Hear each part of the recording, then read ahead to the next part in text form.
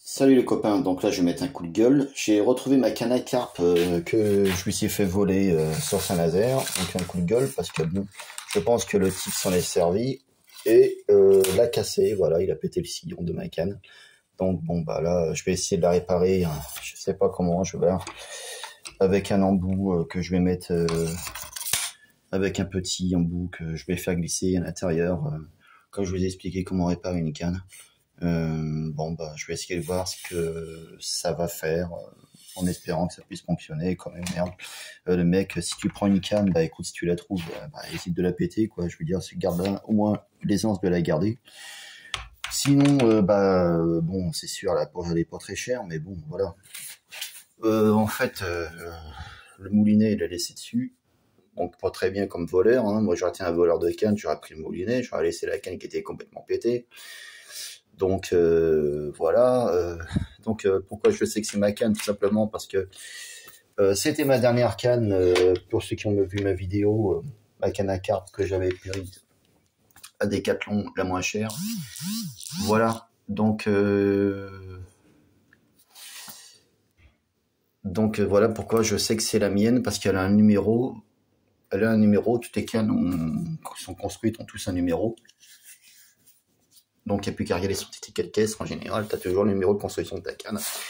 C'est ce que j'ai expliqué à un pote. Et donc là, c'est bien. J'ai bien reconnu la mienne, ma canne qui était volée. Donc voilà.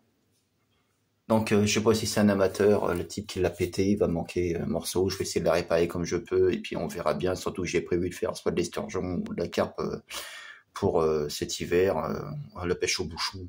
Je vais essayer de trouver une technique ou simplement changer le truc. Je sais pas, je vais voir. Donc voilà, je remercie le connard qui me l'a volé et qui me l'a cassé. Excusez-moi des termes, hein, mais bon, en même temps, il y a des jours, il faut dire ce qui est.